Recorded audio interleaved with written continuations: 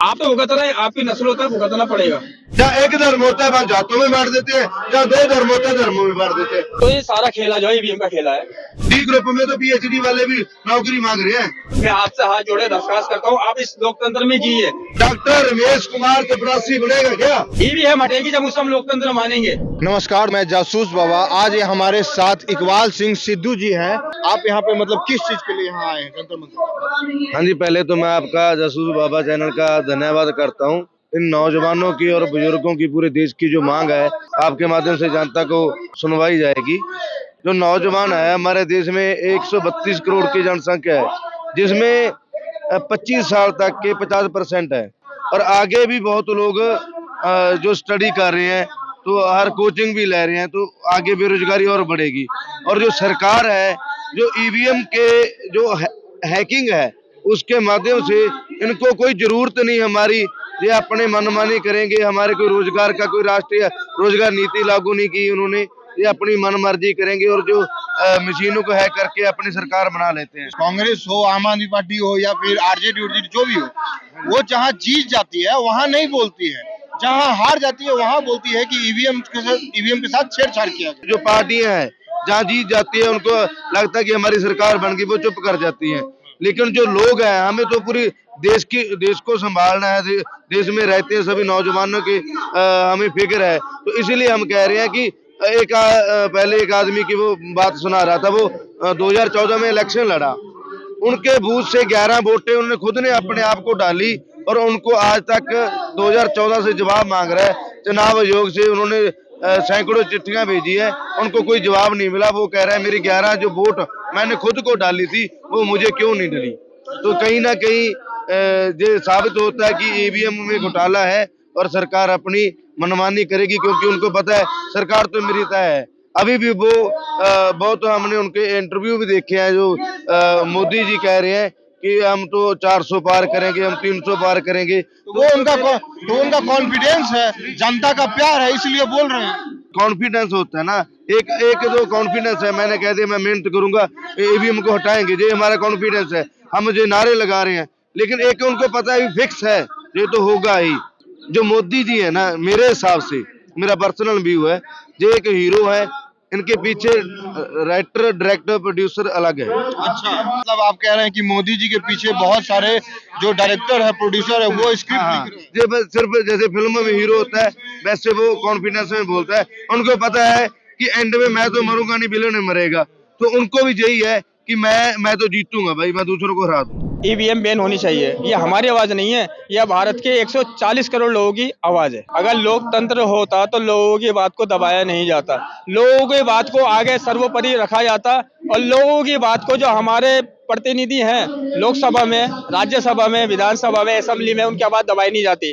जिन्हें आम जन ने चुन के भेजा है, आपने उन्हें ही जो है ना वहां से हटा के कानून पारित कर दिए। ये लोकतंत्र नहीं है। अगर आप इसे लोकतंत्र मानते हैं, आपकी मेहरबानी, मैं आपसे हाथ जोड़े दरखास्त करता हूँ, आप इस लोकतंत्र में जिए। हम इसे लोकतंत्र नहीं मानते।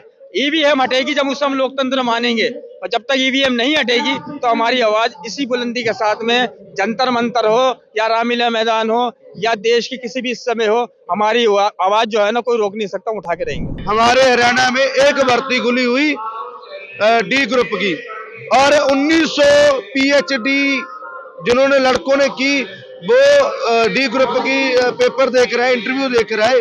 अब बताओ, डॉक्टर रमेश कुमार चपरासी बनेगा क्या? तो जो 10वीं पास की है, +2 पास की है, वो तो आप हाथों पर हाथ धर कर बैठ गए। डी ग्रुप में तो पीएचडी वाले भी नौकरी मांग रहे हैं, तो पढ़े लिखे वो नौकरी मिलेगी। जो मोदी जी कह रहे हैं अग्निवीर में हमने रोजगार दिया, तो कितनों को दे दिया भाई? आगे बहुत बढ़े हैं। 50% लोग 25 साल की उम्र के हैं। तो मोदी ने की जो नीति है अग्निवीर, इसमें कितनों को नौकरी मिल जाएगी? मैं बताऊं, मैं सिख धर्म को बिलोंग करता हूं, तो हमारी वाणी में भी ये कहते हैं, राम बसा जिनके मन मा, ना मारा जा ना ठगया जा। अरे भाई, राम तो हमारे अंदर है। जो लोग ना जे सच कह रहे हैं, ये भी बात मैं मानता हूँ, क्योंकि हम धर्मों में, हम जातों में, इस चक्करों में बटे हुए हैं। कश्मीर में भी उन्होंने ये किया, इन्होंने एंट्री मारी, तो यही मारी कि हमने धर्मों और जातों में बांट देते हैं। जहाँ एक धर्म होता है वहाँ जातों में बांट देते हैं, जहाँ दो धर्म होते हैं धर्मों में बांट देते हैं। तो हम टुकड़ों टुकड़ों में करके रखते हैं। अगर लोगों को अपने रोजगार की, अपने नौजवानों की फिक्र हो, जहाँ सभी लोग अलग अलग धर्मों के हैं, लेकिन अगर उनकी समस्याएं पूछे तो समस्या सबकी एक है। तो भाई हम एक इंसान है, हमारी एक समस्या है, उन समस्याओं का सब एक होकर जथेबंद होकर हल निकालेंगे। और हम जनता से और आपके माध्यम से भी लोगों को अपील करते हैं, भाई जागो और अपने आसपास के लोगों को जगाओ, जो अपनी समस्या है उनका हल निकालने के लिए हमें एक होना पड़ेगा। जथेबंद रहेंगे तो ईवीएम क्या, ये सरकार भी हटा देगी। देखो 10 साल के अंदर मोदी जी ने सबसे बड़े बड़े काम जो है ना, एक मैं बताना चाहूँ ना तो ये बहुत बड़ा जो है ना नुकसान की बात हो जाएगी।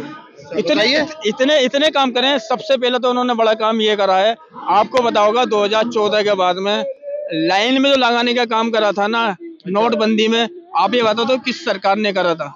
नोटबंदी में कितने लोगों ने जो है अपने अपने परिजनों को, अपने माँ बापों को खोया है। जिनके घरों में शादियाँ थी, जिनके घरों में शादी का उत्सव था, उन्होंने अपनों को खोया है नोटबंदी के अंदर। और नोटबंदी के अंदर देश के अंदर क्या हालात बने थे आपको पता है। छत्तीसगढ़, राजस्थान और एमपी, मध्य प्रदेश, इन तीनों राज्यों में जो इनके प्रतिनिधि हैं और जो इनके संगठन के लोग हैं वो ये कहते थे कि हर राज्य के अंदर कि हम इतनी सीटें कंपल्सरी जीत रहे हैं। और इसमें कोई शक नहीं है कि वो इतनी सीटें जीत के आए। आम जन ने सोचा भी नहीं था छत्तीसगढ़ के अंदर इनकी सरकार आएगी, वहाँ भी इनकी सरकार आ गई।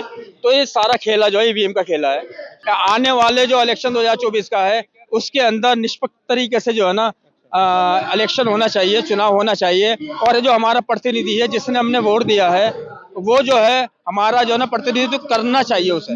देखो अगर चुनाव बैलेट पेपर से अगर नहीं होता है, आपने पूछा, और ईवीएम से होता है, तो इसके अंदर जो है ना कोई करे नहीं करे, सबसे बड़ी गलती रहेगी आम जन की, सबसे बड़ी गलती रहेगी हमारी कि हमने आवाज़ इतनी पावरफुल तरीके से नहीं उठाई जो ईवीएम को हम बंद नहीं करा सके। दुनिया के अंदर ऐसी कोई डेमोक्रेसी जहाँ पे चलती है, कोई कंट्री नहीं है अगर पब्लिक रोड पे उतर के आए, वो कानून जो है ना वापसी ना हुआ हो, वो कानून बंद ना हुआ हो, वो चीज़ पब्लिक के हित में नहीं हुई हो। इसमें सबसे बड़ी जो कमी रहेगी वो आम जन की रहेगी, पब्लिक की रहेगी। और इसका खुमियाजा जो है ना आने वाले वक्त में भुगतना पड़ेगा। आप तो भुगत रहे, आपकी नस्लों तक भुगतना पड़ेगा। वो पुराने दिन जो हमारे थे 2014 से पहले के, आप वो वापसी कर दो। कम से कम हमारे बच्चे भूखे तो नहीं सोएंगे, कम से कम हमारे बच्चों को सही एजुकेशन तो मिलेगा, कम से कम हम 2 वक्त की रोटी काम करके उन्हें खिला तो सकेंगे। 2014 से पहले हमारी जिंदगी बहुत अच्छी कट रही थी, मैं ये कहना चाहता हूँ। आप इस वीडियो के बारे में क्या सोचते हैं कमेंट सेक्शन में जरूर बताएं। और अगर आपको यह वीडियो पसंद आती है तो यूट्यूब पर जासूस बाबा चैनल को सब्सक्राइब करें। धन्यवाद।